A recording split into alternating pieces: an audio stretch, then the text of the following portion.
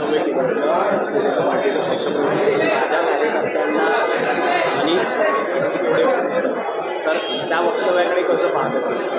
हे बघा, प्रत्येक नेत्याला अधिकार आहे आपापला पक्ष वाढवण्याचा, परंतु आपण महायुतीमध्ये आहोत तर महायुतीचा धर्म त्या ठिकाणी पाळला पाहिजे आणि त्याच्याही पुढे जाऊन ठीक आहे, तुम्हाला प्रवेश घ्यायचे तुम्ही घ्या, परंतु मातृतीर्थ बुलढाणा जिल्ह्यामध्ये जिजाऊ साहेबांनी संस्कार दिलेले आहे शिवबांवरती की महिलांचं आपण संरक्षण केलं पाहिजे, महिलांना आपण सन्मानपूर्वक वागणूक दिली पाहिजेत.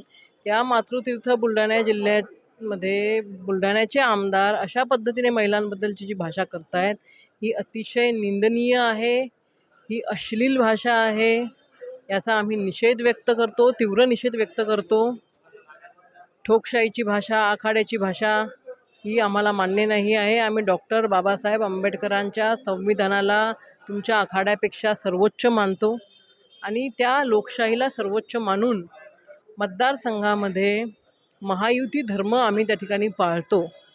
महायुतीचा धर्म पाळत असताना गोरगरीब जनतेला आपल्या सरकारच्या माध्यमातून कसं त्यांना मदतीचा हात देता येईल याच्यावरती आम्ही काम करतो. ठोकशाहीची भाषा करणे, जाणीवपूर्वक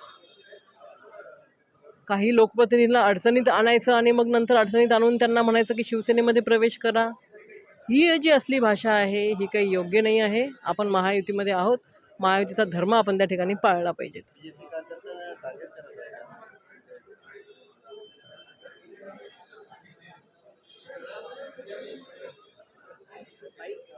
मागे कॅन्टीन चालकालाही मारहाण केली होती आणि त्यानंतर आता 35 कोटी माझ्या कार्यकर्त्यांसाठी सोडले असे काही वक्तव्य आहेत. हो, तर त्यांनी सांगितलं आहे कालच्याच भाषणामध्ये, ते बोललेत की मी महाराष्ट्रातल्या सर्वोच्च आमदारांपैकी एक आहे.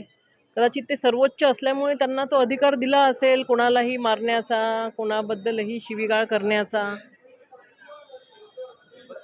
या सगळ्या प्रकरणाकडे असं पाहतं की महायुतीमध्ये तणावाची परिस्थिती, कारण साताऱ्यातलंही प्रकरण आपण माझ्या मतदारसंघामध्ये, आमच्या बुलढाणा जिल्ह्यामध्ये फक्त यांना जर का सोडलं तर महायुती म्हणून आम्ही सगळे अतिशय गुण्यागोविंदाने काम करत आहोत. चांगल्या पद्धतीने महायुती म्हणून त्या ठिकाणी काम करत आहोत. या सगळ्या प्रकरणासंदर्भात आपण मुख्यमंत्री देवेंद्र फडणवीस यांच्याशी नाही, हा विषय त्यांच्या पक्षाचा आहे. आज खरं तर जिजाऊ बसेसचं उद्घाटन झालं. त्या उद्घाटनाच्या कार्यक्रमामध्ये शिंदेसाहेब भेटले तर त्यांनी मला सांगितलं की श्वेता लक्ष देऊ नको, गांभीर्याने घेऊ नको, मी समज देतो. सॉरी, मला तुम्ही नेमकं काय बोलत होते ते कळत नाही.